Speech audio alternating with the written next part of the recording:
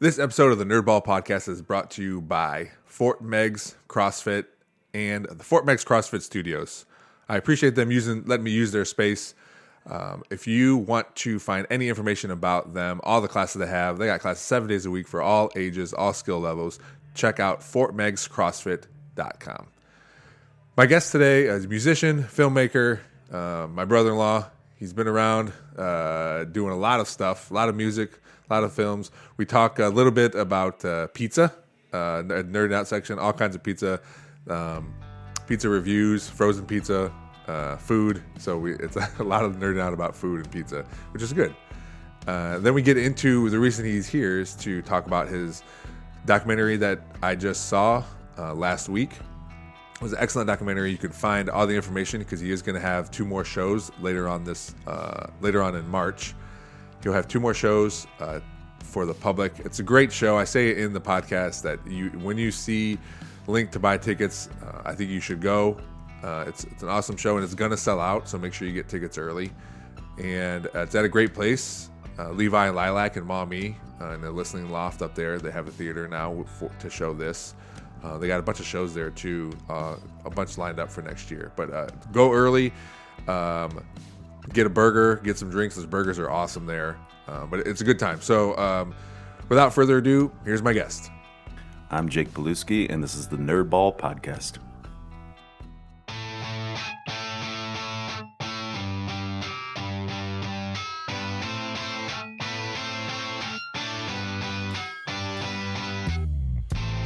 This is the Nerdball podcast with Lorenzo Melcher. Awesome. All right, Jake, thanks for coming on my podcast. You know, I say whoever's on, I say thanks for coming on the podcast every time, but I don't know how else would you start the podcast? You know what I mean? Here we are. Yeah, I don't know. Because I am thankful that people want to come on a podcast. Well, that's nice of you. So Jake, I think there's a lot of stuff I want to talk about. Main thing about your documentary that came out that we got to see and everything. Yeah. But the first thing that I always ask is, what is something you've been nerding out about lately? Something you're really into, something that gets you away from your work, that you can just, if it's books, movies, TV show, cooking, a sport you're playing, something that you're just into lately. So normally I have a hard time answering this because since a lot of my work is from home, I'm always distracted by work. And I feel like much like this just takes a lot of my time, but it's a hobby. I think I would classify your work as work, but you also it started as a hobby, right? Music? Yeah. I mean, I pretty much just trying to find ways to monetize all of my hobbies, which is a great way to live. It keeps every day interesting. But I actually do have one now. Okay, all right. I don't know if it's good for physical health, but it's delicious. I've been going down the rabbit hole, the Barstool Sports, the one bite pizza reviews. Yeah. And so I'll be like, I'll just turn one of these on because I got like 10 minutes before I need to start doing something. And then a half hour later, I've watched 6 pizza reviews. What do you get out of it? It's weird. I don't know. I think I just like pizza. Okay. And so I'm like, all right, and the guy's funny. I mean, Portnoy? Yeah, Portnoy. He's funny. I don't agree with everything that he says, but I mean, that's kind of the point. He's got an opinion, and that's all it is. But I just get so fascinated. Like sometimes, I mean, he did a whole series because I just started watching him ever since he came and did Village Idiot. Oh, yeah. And I think Inkies and Home Slice and Stubborn Brother. Okay. Which I never even heard of Stubborn Brothers Pizza until he did that. Oh, so yeah, Amanda and I go there. My wife, her and I we would go there every other week because you get pizza by the slice for $4, and it's a big New York slice. Yeah. And then if you're hungry, you just order another slice. Yeah. Usually you're not hungry after one, or we'll split the third one. And it would always be like a handful of people in there when we'd go at 11 a.m. on a Saturday or Sunday. And ever since he put it on Barstool, it's just. I think they're kind of over that craze right now because it's just been so busy when we've gone in there, and to where I'm like, we should probably wait till this dies down because that just. And I talked to one of the owners, and he's like, the problem is we're understaffed for the amount of volume that came through the door ever since that coverage. Yeah, but he's like, but you can't necessarily staff it just for that, and then when that's over, fire a bunch of people. Yeah. That's probably not fair to anybody. No, so all the staff's like, no, we'll just work extra. We'll make more money. Yeah. We'll just consider it like fourth quarter in retail, like Christmas time, and be happy, that we had the business when it was there. But yeah, definitely spread the word for them. I love it. I mean, that's the thing. You watch pizza reviews, and then the only thing that sounds good for lunch or dinner is pizza. Then, and so I think I've eaten more pizza in the past 2 months than I have in many years. So do you watch? Does that? Because I know YouTube algorithms are what they are. Does it lead you into other types of food reviews at all, or do you stay on your lane? Not really. I mean, I watch a lot of I watch different cooking characters on YouTube at times to get ideas for stuff. And I say get ideas most of the time. We end up just watching it, never make anything that they make. Well, sometimes they make it very difficult when you need like the specialized ingredient from the Amazon rainforest. How are we going to do that? Well, you say that, and there's also Sam, the cooking guy. He, I guess he was a host for like a Canadian show at one point, and so we've watched him for years. And he's got 15, 20-minute episodes. I mean, this has essentially become a big part of his income. But he lives in San Diego, so of course he can always cook out on his patio. Yeah, it's beautiful. But he also has, I think, 2 restaurants that he opened up right before the pandemic hit. So. Nice. But it's part of like a food court kind of thing. So we'll watch that. And like there was one episode, because he gets random ingredients all the time. But one of which he was making, I think, I think it was like tequila chicken or something. It's like there's no alcohol by the time you throw it on a hot grill, but you get the certain flavor from the agave. And he's very blatant and up front. And he's just like, now, normally I give you a replacement for certain ingredients. He's like, so some people, that want to abstain from alcohol don't even want to have it around the house, right? Yeah. He's like, so let me tell you right now, you cannot use tequila, and it's not going to taste anything like what I'm making. That's his replacement. He's like, because there's a certain thing that happens when alcohol burns you can't replicate that flavor any other way. He's like, maybe some rotten vinegar or something. And I was like, rotten. Ew. I'm like, I don't think, because I'm like, that you're just implying that alcohol and rotten vinegar are one and the same. Yeah. so there's moments like that. But yeah, I would say food shows, but definitely the Barstool Sports pizza reviews. And like I said, there's one the other day we watched, and Amanda heard me laughing out loud, like actually LOL. Yeah. And because people type that all the time, right? No, people say it all the time. I'm like, you're quiet and you're typing that on your phone. You're not laughing out loud. Well, Lillian has a watch, a Gizmo watch, and it's very basic. Like you can't do a lot of stuff. You can only program so many numbers. You can't even text it. It's like pre-programmed list of words you can type out. But she can audio text. So she sent one. She sent one to Andrew. I forget what she said, but she said whatever she said, and then at the end she goes LOL because she can't type it out. She has to say it, so she said LOL. See, that makes me laugh out loud. Yeah. Yeah, I'm like laughing by myself watching it, and Amanda's like, "What's so funny?" I was like, "The review he just gave. You got to come see this." It was only 3 minutes. It was it was in Cleveland, I think. Yeah. And he said, there's a 3-hour, you have to order your pizza 3 hours in advance. Otherwise, you're just going to wait and wait and wait. Yeah. He said, it's one of the most popular places. I forgot the name of it. Edison Pizza Company, maybe? Okay. And he's like, I expect this to be over an 8. Like, he never gives pizza pretty much over like a 7.5 unless it's just the best that he's ever had. Yeah. He'll never give it 10. He's like, because how do you beat a 10 if something comes along? Then you have to break your own scale. So, oh, true, yeah. And I was like, that's a good way to think. But he's like, this has got to be an 8 if it's 3 hours that you have to order this thing. Oh, He opens it up and he's like, this looks like Domino's. And mind you, Domino's is great. But like he's going to what you're getting at Domino's, right? Right. Yeah. And he loves New York style pizza, which is the thin and crispy and chewy. And so he's like, this looks like Domino's. He's like, I better bite into this, and this better be an 8. And he bites. You have all these people that are fans of the place just like surrounding watching him do this. And they're like, so what do you think? What do you think? He just looks at the camera so disappointed. He's like, this place has to be a front or something. He's like, this is a 5.2. Really? And then he just like plops it down on his plate. So there's moments like that. Sure. And I'm like, again, it's one guy's opinion. I don't think that's going to kill the business. Yeah. If, I don't think they went from a 3-hour wait to a 3-minute wait. But yeah. Well, it's much like the other way too. Like it's going to, like for Stubborn Brothers, I never heard of it, but I'm sure there's a lot of people, like there isn't a lot of people like me that have not heard of it. Right. Same thing with him. Like Yes, he gave it a 5.2, but there's still a bunch of people that like it, and they're like, well, yeah, whatever, but I still like it. Yeah. So. Well, yeah, because He's not gonna change the he scale loved that Stubborn much. Brother, but he didn't love Village Idiot. I'm like, but he only tries cheese pizzas. Village Idiot's known for all their crazy toppings. Okay. So, which I agree with the sentiment. A good pizza starts with good crust, good sauce, and good cheese. And really, I think that's probably if you're gonna review pizzas, that's probably the best way to do it because Yeah. it's pretty much all the same then. Yep. As opposed to like, oh well, our peppers are like this, or our pepperoni is this kind of pepperoni. Like it'll be all different that way. Absolutely. Then. I didn't know that. I didn't know it was just cheese. Yeah, just cheese. But Okay. just watch one or two of his reviews because he always says, everybody knows the rule, one bite. Yeah, and he takes 14 bites. Yeah. I'm like, dude, he ate the whole piece. Or you like left just the corner of the crust. Yeah. I wonder how that evolved. I wonder if you go to the first one, if it was truly one bite, and then after a while it was. I don't know. Or is it one bite? Because I don't know. I think I've watched the ones from around here when he was here. Yeah. Is it one bite he gives a rating and then he eats more, or He almost you see him contemplating the whole time, and he'll chew like 4 or 5 bites before he gives a rating. Okay, all right. And add commentary, and of course people stop by and try to either steal a slice or they take a picture with him. Yeah.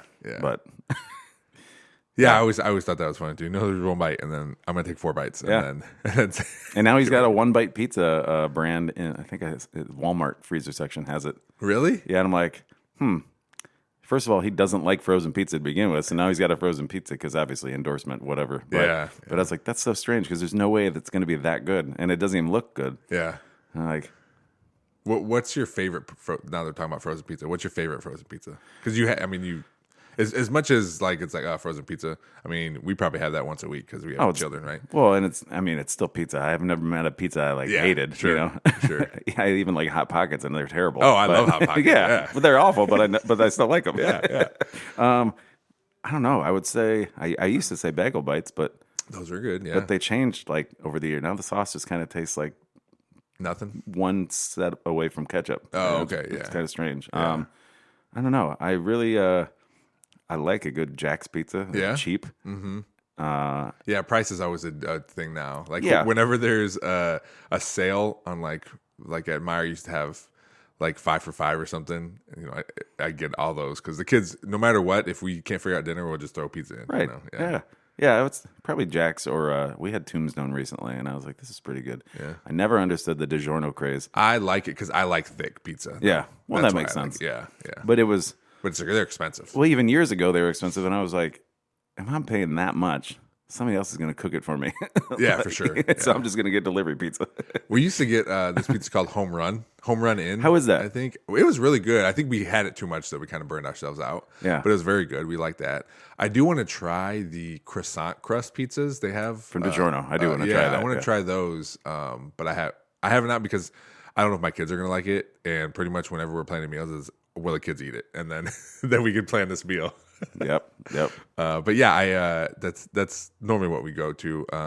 Aldi has the stuffed crust, which I love stuffed crust, and it doesn't matter any kind. My favorite obviously is Pizza Hut. That's my favorite stuffed crust pizza. But Well, they're the ones that created, aren't they? yeah. I love that. Andrea never really ate it, so whenever she doesn't go out of town for work anymore, but when she would, that's what I'd get because no one else would eat it but me. So I'd always get it. The kids would go to bed because I've said it here a lot of times, but we do this thing called secret dinner where after the kids go to bed, then Andrew and I order food from somewhere. So I would do that. But now the kids know, but they don't really say anything. Like they know when we don't eat dinner with them, they ask like, well, "What are you guys going to get later?" But so I would all do the things you don't like. Don't worry. yeah. So I would do that when Andrew was out of town and order a large stuffed crust pizza with banana peppers, extra sauce because Andrew doesn't like a lot of sauce either. I love favorite sauce. part. I know. If I could, I would say give me extra sauce and then put the cheese and all the toppings and then put more sauce on top of it. Yeah. Like, I love sauce. I don't know why, but Oh no, I'm with you. That's well, right. I like tomato pies. That's like tomato pies. that's one of the original pizzas was a tomato pie. They still make them, I think, in New Jersey and Rhode Island. It's where it's almost cheeseless pizza, where it's a nice semi-thick crust, just a lot of sauce, and then it's just Parmesan over top. Oh, really? The sauce, yeah, it's delicious. Wow. Just a mouthful of Tomato sauce pie. and Yeah. bread. That sounds perfect. Well, I love like I like grocery shopping. Yeah. and I always try to find deals and stuff, and that's why like we always have how long has it been since you had what are those little pizza things called? I always forget. I forget now. Pizza rolls? Yeah, pizza rolls. If it was not for our in-laws, Yeah. because they're the only time I have pizza rolls when they throw them in for like a football game or something. If it wasn't for them, I would say honestly I hadn't had them since I was probably in junior high. Really? Yeah, we get those too. I usually buy them when they're on sale, just because it's another easy thing, and the kids don't mind.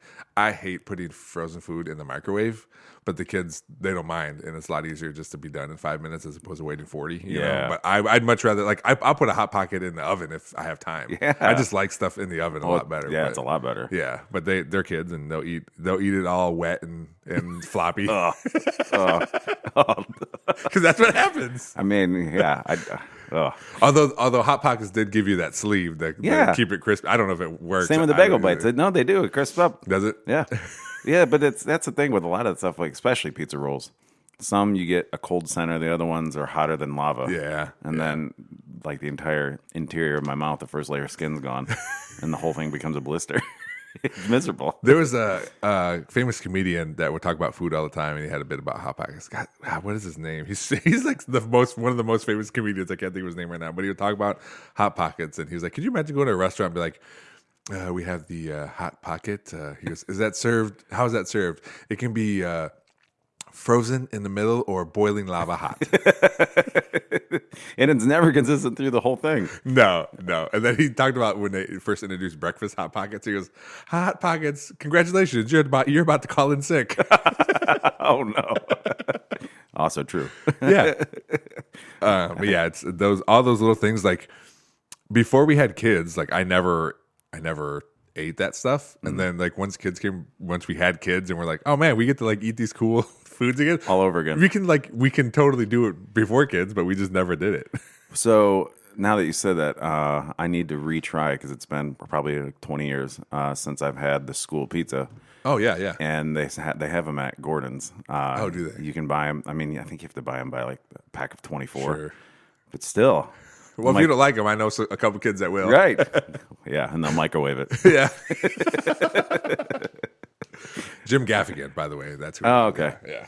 Oh yeah, he's been around a long time. I just Googled Hot Pocket comedian, and that's what came up. That'll be on his headstone someday.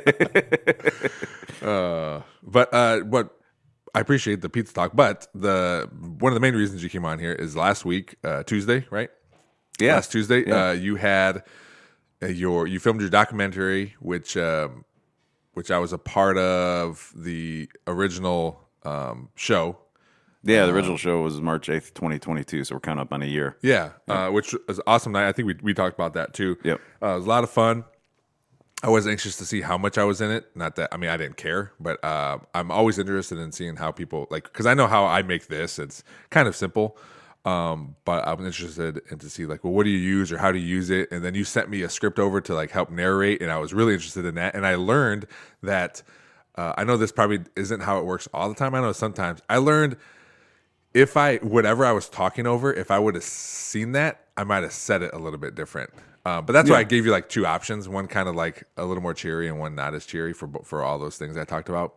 But I turned to Andrea, and like my first one, I forget what it was, how I said it, but it remind me of that Vine video where it's like, "Hi, I'm Kyle, and my life is kind of crazy." I was like, Andrea, I sound just like that guy right now. Oh, yeah, the first one, it says, all right.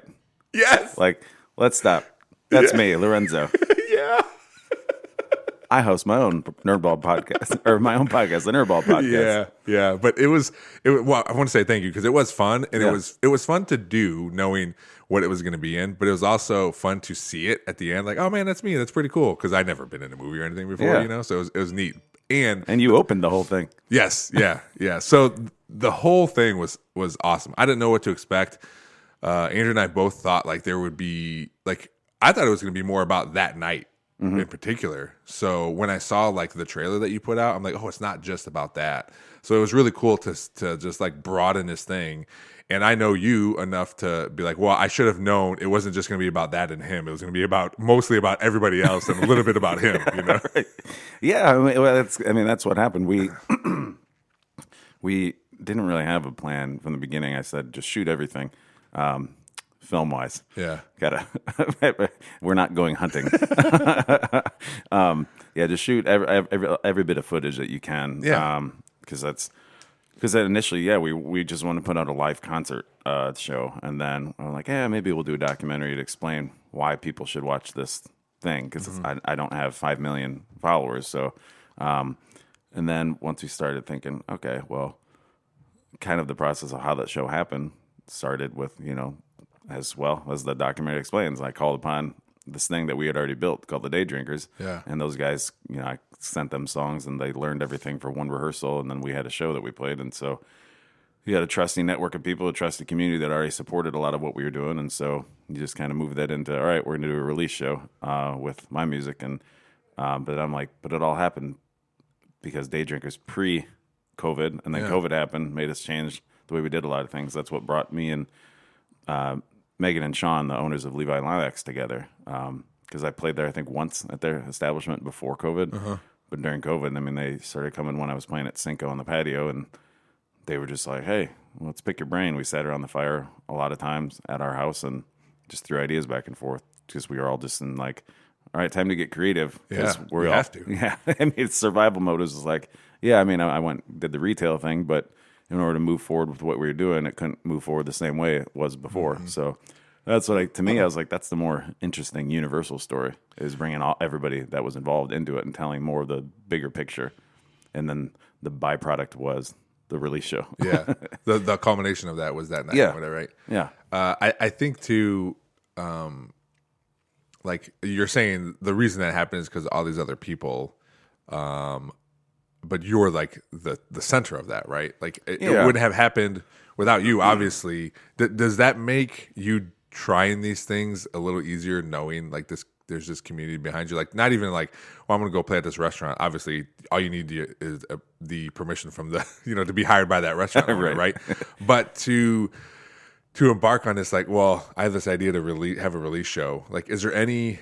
I'm sure there's some nerves of thinking like, well, are people going to show up to this thing? And obviously there was enough because you had 3 shows. Yeah. But are people going to show up to this thing? And then after that, are people going to come watch this thing that they already know? Like, right. To me, it's like nerve wracking to you don't want it to flop to your audience. Right. Right. Yeah. Yeah. That's. I was confident we'd at least be able to sell one show from the original release, especially because a lot of the bars and restaurants I play at as a soloist, people are like, you can play more of your original stuff here. You don't have to do all covers, and I'll throw original here and there.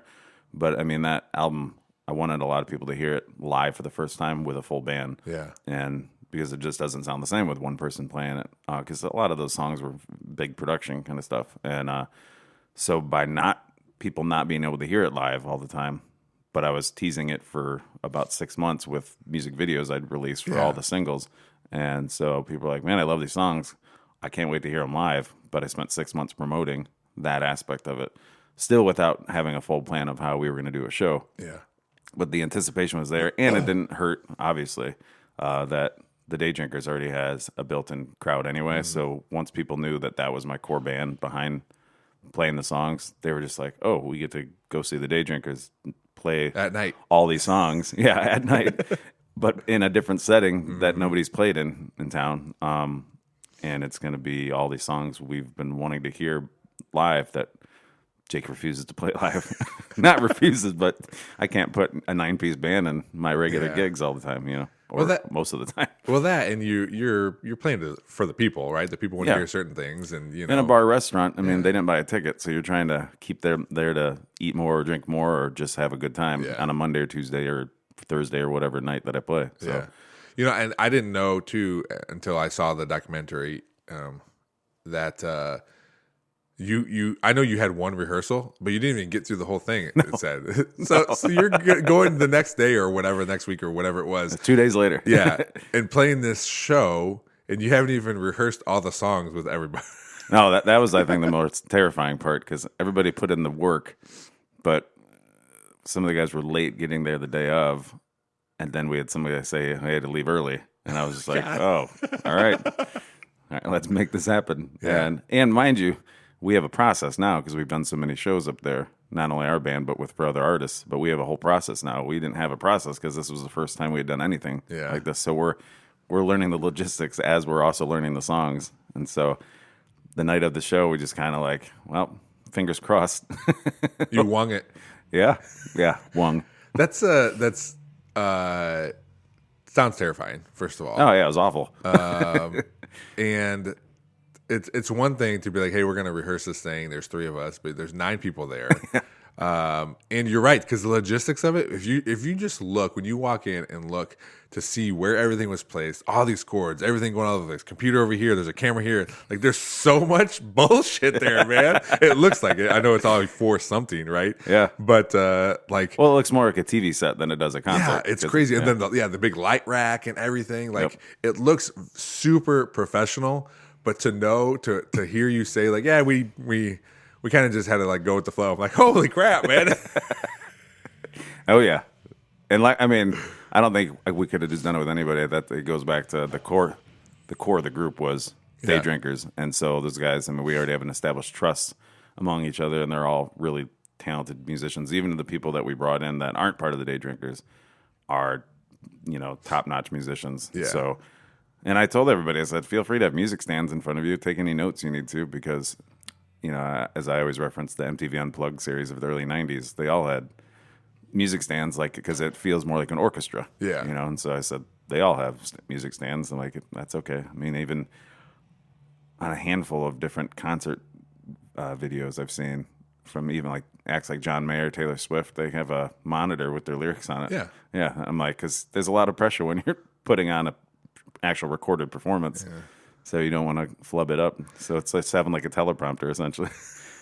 Well, that's always when I see you play at a restaurant and you have your iPad up there and you're like playing on the piano and then you're like scrolling down because you need to get more lyrics. I think it's so fun to like see you try to do all that, scroll it real quick, and then I try to think like, well, some of those, like if you just flick it, it just keeps going forever. Like you got to be like real careful on how you do stuff. But I get it too, because even then at the restaurant, you still want to put on a good show. You still want to like, not half-ass your way through it. Right. People, the reason you're scrolling is because someone requested that song. Yep. And you don't know all the words. Right. So you want it to still have an experience for other people. Yeah, and I still try to do the whole like eye contact thing with people, so I'm not just staring into the screen, like into the abyss. Because there's some artists I see that just look at the screen the whole time. Yeah. And I'm like, that would just seem so isolating.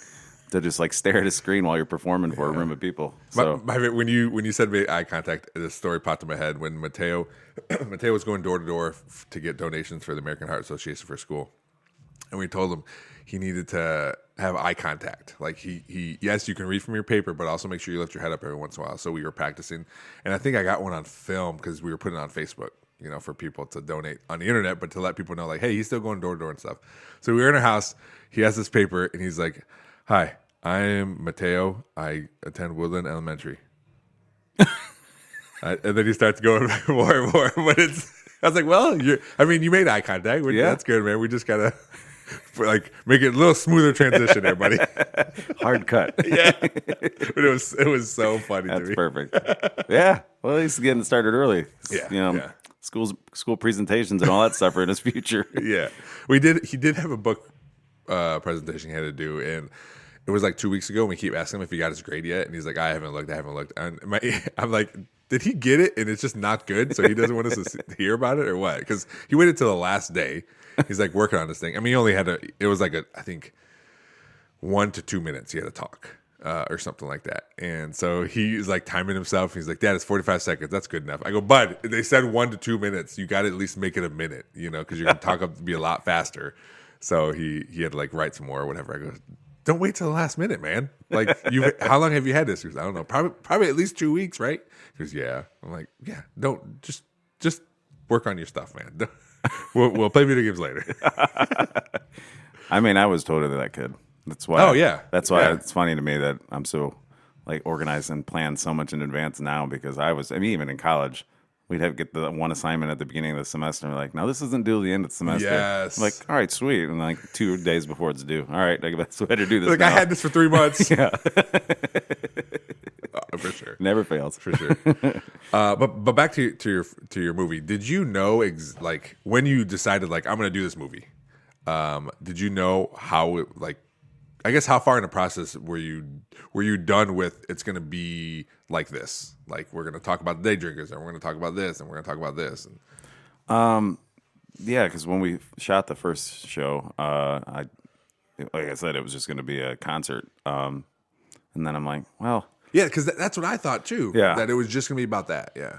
and then I was just like, let's do some more interviews. Let's do some more and one of the days because we shot most of the interviews leading up to the second and third show. We did the back-to-back Tuesday, Wednesday shows in May, just a couple months after the first show, and I was like, can everybody, since we were doing back-to-back, I said, well, that means we only have to set up once, tear down once, but we get 2 shows out of it. So can everyone get there early on that Wednesday, since we're already set up and sound checked from the day before? Everybody get there early and so we can do interviews.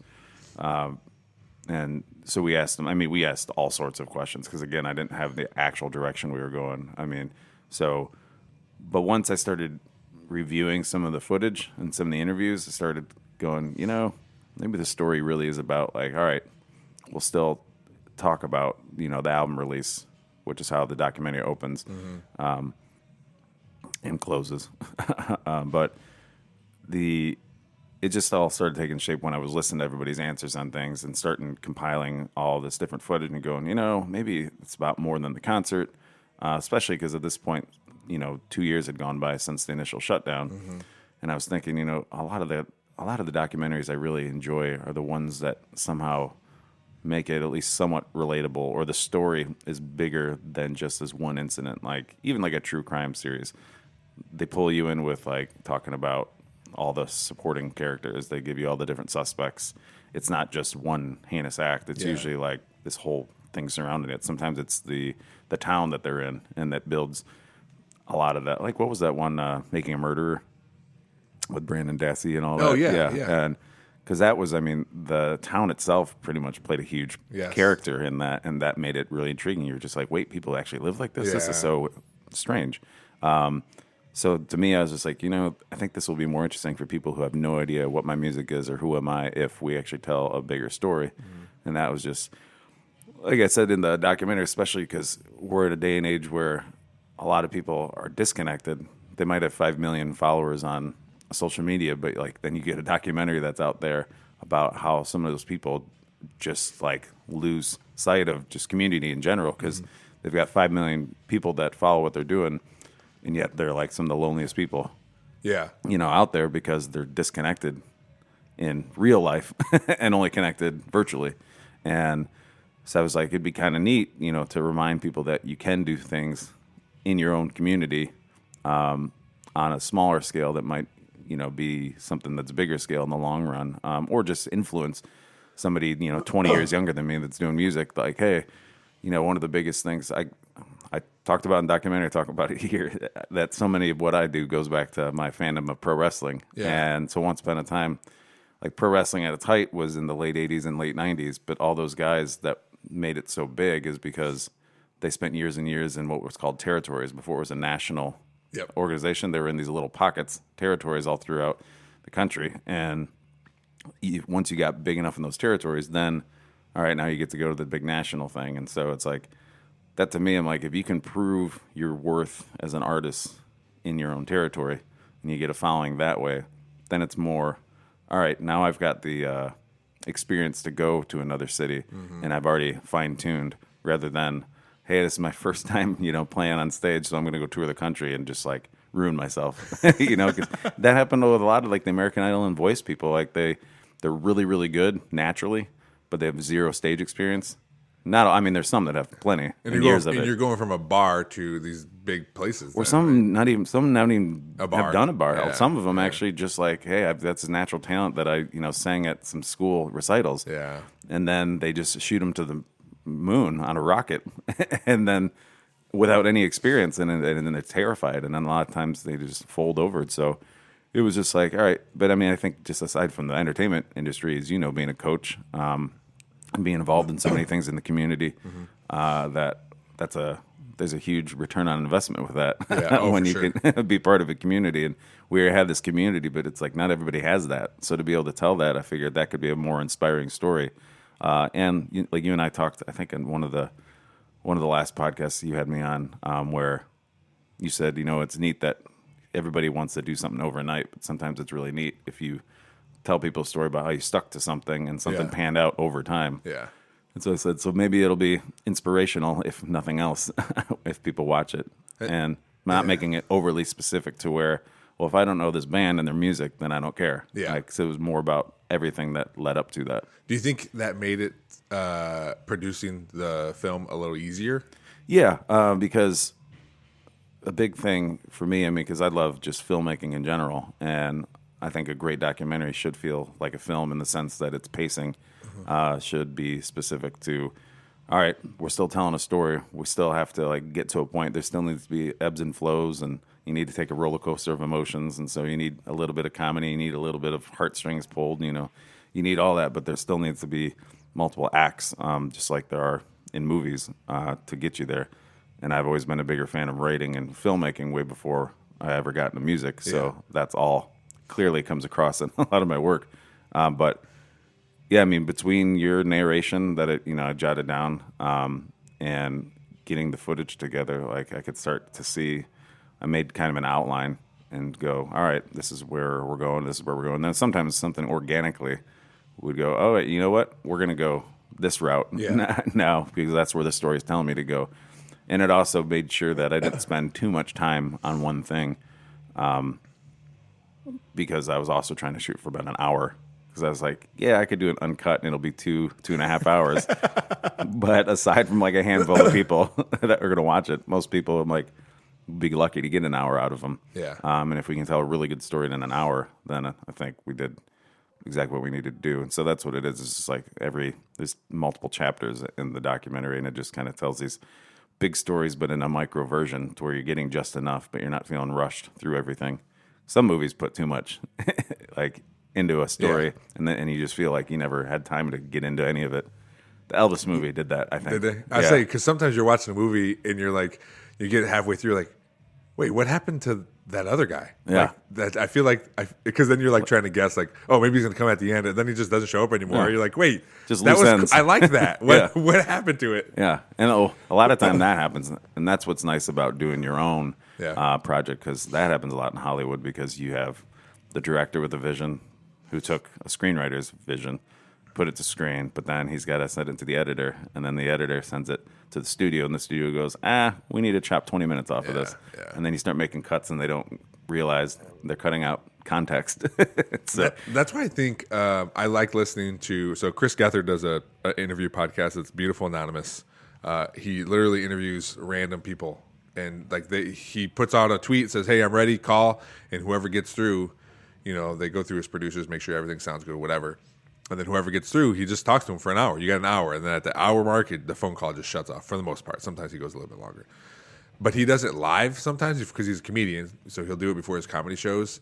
And I like that part of it. Like if I were ever to do this live, like because he does a hashtag, so people can tweet questions or comments during the interview. And I think that's good too, because sometimes I'm interviewing people or talking to people, and I'll think of a question, I'm like, oh, that's good. And then we start talking and I forget, or I just don't, I don't want to go back 10 minutes to when you talked about this thing, right? Right. So having these other people like listening and be like, oh, you should ask about this or ask about this, or why'd the person say like all these other things that these other people like, without shouting out and interrupting audio, they can just like tweet this thing and you can read it and like, oh, that's a good question, thanks, in real time, whoever. Yeah. I just think that's such a good idea, and I forget why I'm telling you this.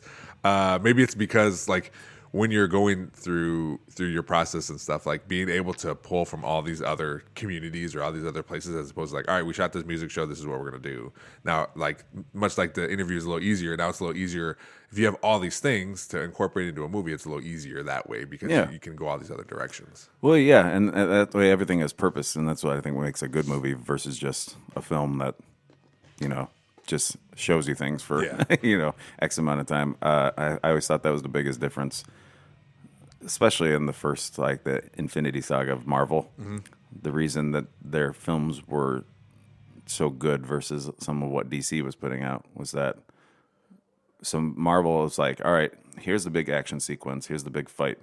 Now we're going to work backwards and tell what got us here and what those characters went through and how it changed them before, how it changed them after. And it's like, because the real story is in characters, no matter what the story is. Otherwise, every explosion in a film means nothing. Yeah. You know, and that's why I say less is more. I'm like, action sequences are great, but you still have to have some kind of story in there. Mm-hmm. And so that's for me. I was like, well, if we think about our release show as the climax, like where it all led, we got to go, but how did it get there? And so you work backwards in the storytelling, and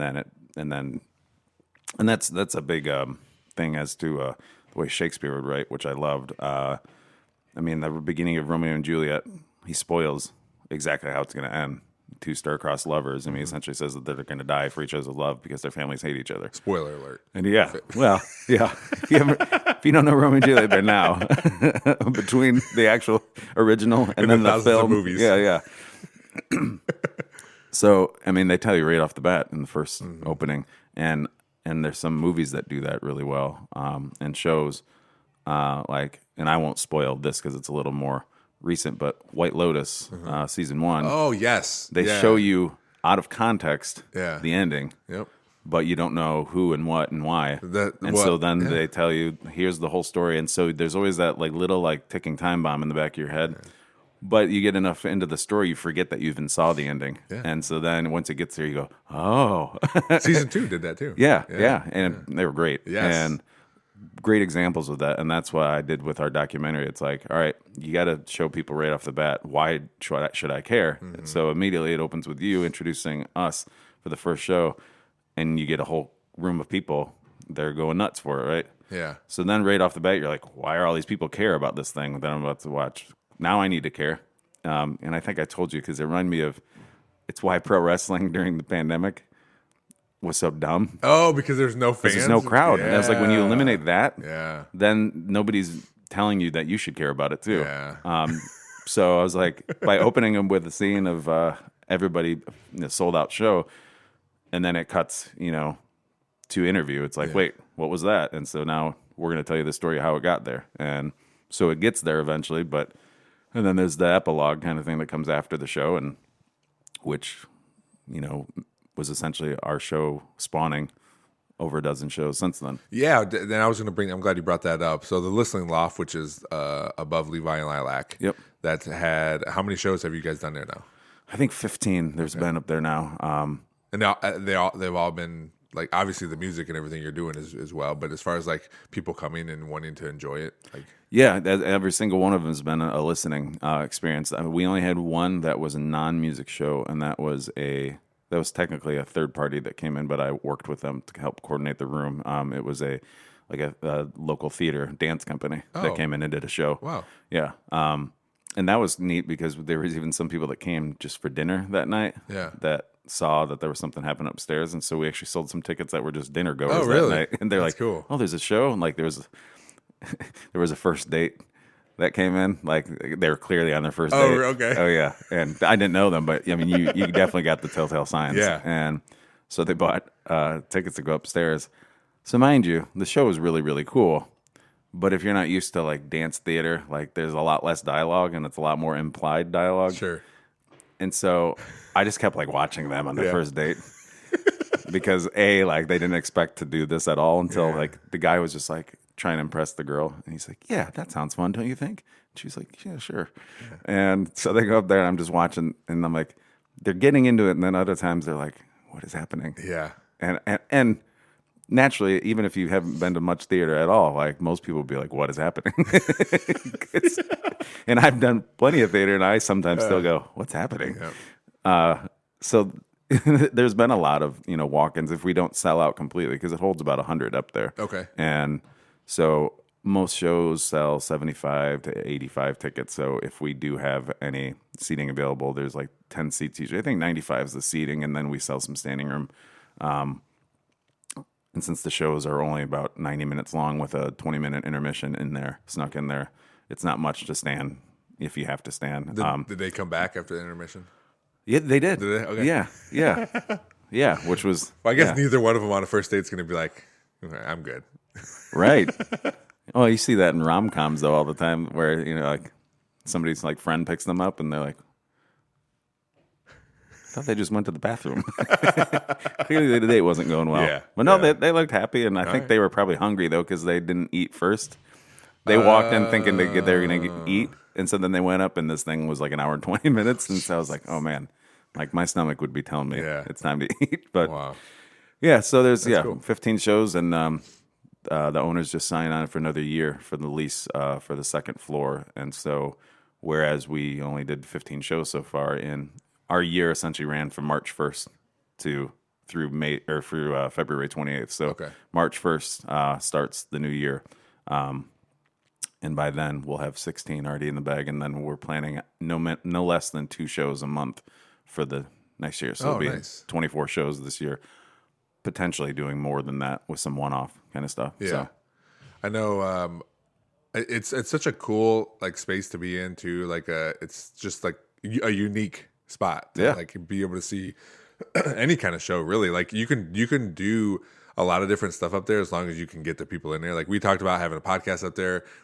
I think it'd be cool to like have a comedy show up there. Like there's a lot of things. 100%. Now I guess that just depends on like what you guys envision that, and if it's just going to be like.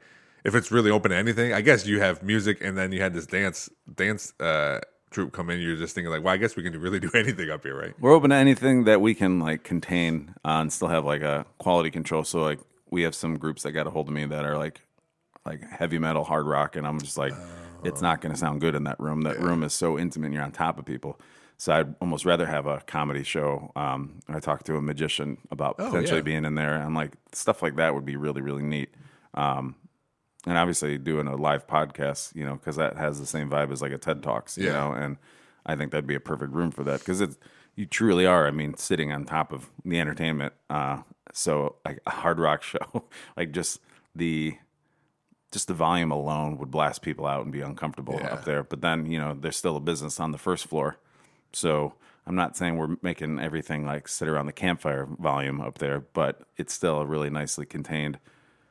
I always tell the musicians, I was like, you don't have to crank the amps as much as normal because you're not fighting a bar noise. I'm like, everybody's got, you got everybody's You're here attention. for you. Yeah. It's like, so less is more. Yeah, and then you can't even, there's no food up there. You know, like it's good because you make a night out of it because you go early, you eat dinner, then you go up there. There's drinks and stuff, you know. Yeah, you can grab your drink from downstairs, and we always tell people, just order your wine by the bottle downstairs. You save money, plus then you save yourself a trip. Yeah. So.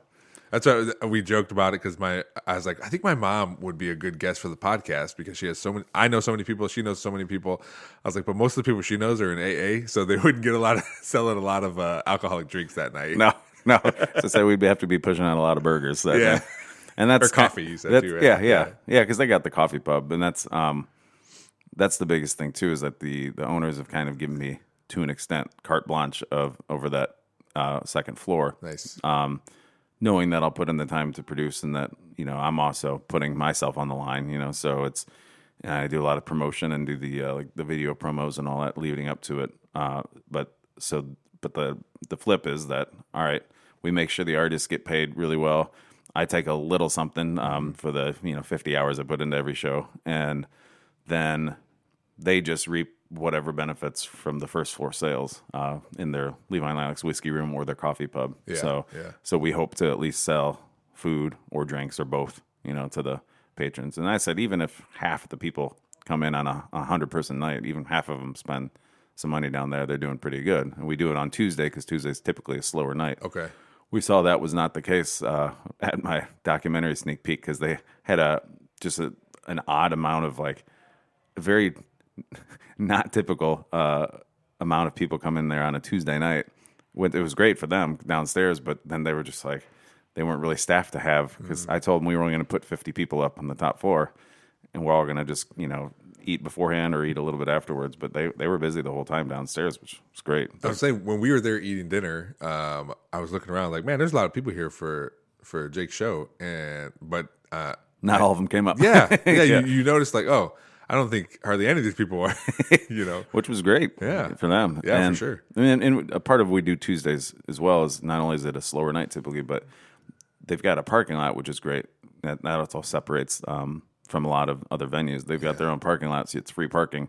And that they're in a really nice neighborhood, so if you have to park in one of the neighboring streets, you don't have to worry about walking. Yeah, I mean, unless it's an ice storm. But other than that, because on the weekend, their downstairs business, sometimes has an hour to 2 hour wait. Wow. So they don't really need us to do anything on the weekend. Plus, we're not kind of conflicting other people's weekend schedules. There's not a lot of things going on a Tuesday night. I say people can do a lot of things that way. Then they can see a lot of stuff. And you're right. Like some restaurants and bars, they're like, hey, let's bring in entertainment to bring in people. But if you don't need that, we're like, well, when do we need people? Yeah, that's when you do it. People come in? Yeah. And that way, you got the parking lot open to all the guests coming. And we've done a couple Wednesdays, but it's mainly Tuesdays. And I mean that's the plan going forward. Yeah. So speaking of plans going forward, you have a plan to offer. There's going to be a showing to the public. Yeah, we're going to do a back-to-back showing, I believe, on Tuesday, March 21st and Wednesday, March 22nd, I believe is the dates. That way, since I got to set up the room's always set up for concert, and obviously I had to flip the room for the theater aspect because we put a 150-inch theater screen up there with a projector, and I put an unnecessary amount of speakers up there, so that There was a lot.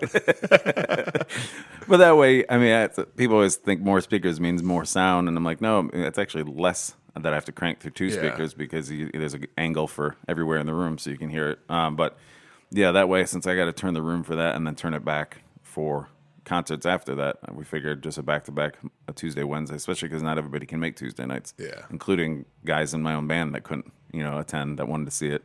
They a lot of times were hung up on Tuesdays. So Wednesday, we figure we'll put coinciding with my buddy Rick Caswell. Caswell and Company plays every other Wednesday at Village Idiot. So since most of the guys in that band were in my band, they'll be able to come to the documentary and then just go down the street to play their gig. Oh, nice. Okay. So they're already there. And then what happens with a lot of these shows is that, we do the after hours, the meet and greet with artists after shows typically. And because Levi Nilex typically closes at 9 o'clock. Sometimes they'll stay open later till 10. But Village Idiot then open until like 1. So a lot of times people will have the after party and then they'll do the after party at Village Idiot, which they love because they're not always busy on a Tuesday night. So then they get more people flooding in there. So that's just kind of become the unsung or the unspoken thing that happens on Tuesday nights. So where can people get tickets for this? So the best way to go is the Real JP Facebook, which is just facebook.com/RealJP Multimedia, and that's REEL, like film reel. Yep. I post all the events through there. Okay. And so I'll probably start putting the tickets on sale for that probably Friday, March 3rd, I'm guessing. Either that or that following Monday. And for this one, I'll probably set up through Eventbrite.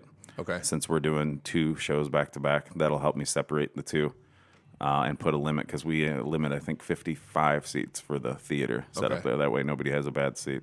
Might be able to push a few more because I think we're going to change some things around again. But yeah, that'll just be for the documentary showing. And it'll probably be like $7-8. Like, it's more about, just getting people there and celebrating this thing that with the support of people and then the guys, involved in it all put together. Because this will be the only way to see it in a theatrical setting because I'm in the process of working out how we're going to put it out for streaming. Yeah. It's like Vimeo. I initially was going to go through Amazon on Prime and put it on Prime Video.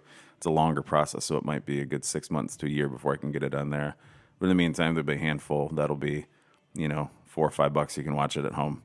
And eventually we'll put it for free on something eventually, but by then it'll be old news. So, well, it's I think it is one of those things. Like it's an evergreen thing, right? It's not like it's the only thing that isn't evergreen on that is the music because it's. Right. But even then, people listen to music all the time. But but the music has been out for a while. But people know about that. But it's very little about the music, and I think that's what's cool about it. I had a great time. Andrew really liked it too.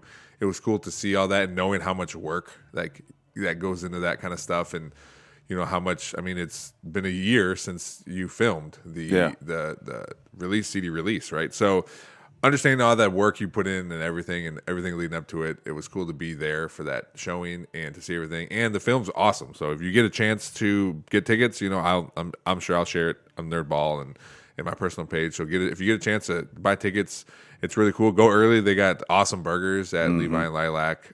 So go early, get some dinner there. But free parking, and you can eat dinner, you can have drinks, and then go see a movie all in the same place. Just walk up some stairs. It's an awesome spot. What are they doing with that truck? That the old Dégagé truck. Yeah, it's just chilling there. I saw that when I was there. Oh my gosh, it's such an odd thing. I guess the landlord, because the landlord, the guy that owns the building, is he's got his business on the third floor. It's a financial office, and he's the one that opened Dégagé, and so that's technically his truck, but they don't really have any use for it. I don't think it even has plates on it at this point. Yeah.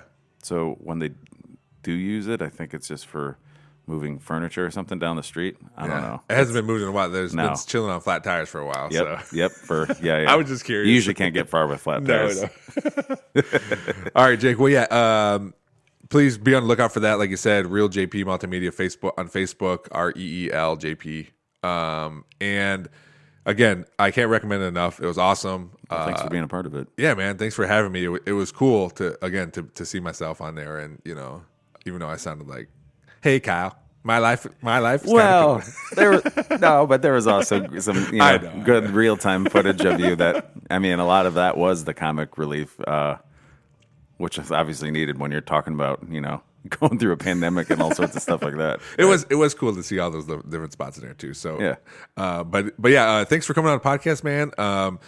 Again, make sure to get tickets to that because it's I'm sure they're going to sell out. So make sure you get tickets as soon as you see the link because it's going to be a good time. So thanks for coming on the podcast. One bite, everybody knows the rules. How long have you been waiting to say that? I just thought of it. Okay. All right, bye. Thanks again to my guest, Jake Pilewski, for coming on the podcast. Again, please, I say it in the podcast, I say it at the beginning, buy tickets to this event. You will not be disappointed. It is a great documentary to watch. It's not just about his music. It's about the surrounding community, all the bandmates, all the people in the community, in his circle. It's a really good film. So I had a great time watching it. I appreciate him coming on and talking all about it, going through in-depth details on what it takes to make this movie and the changes that were made and who's in it and that kind of stuff. So please when you see tickets, check it out. And Levi and Lilac's an awesome restaurant. They got great burgers. I say it multiple times because I've had a lot of their burgers there. So you pick one and you won't be disappointed. So go check that out when the tickets come out. It's facebook.com/realjp multimedia REEL JP. So check that out. And now, as always, we're recording here in Fort Meigs CrossFit Studios. There have been great partners with me here, allowing me to come use their office space, and it's making an impact on guests. I like to have a professional look, and they've really helped me there. So they offer classes for all ages, 7 days a week, all skill levels. Check out FortMeigsCrossFit.com. As always, thanks to Cuttlefish Graphics for the logo. Real JP Multimedia for all the help they've done on the podcast. Perrysburg Junior High STEM Lab and Big Daddy Graphics. Thanks for listening. We'll see you next time.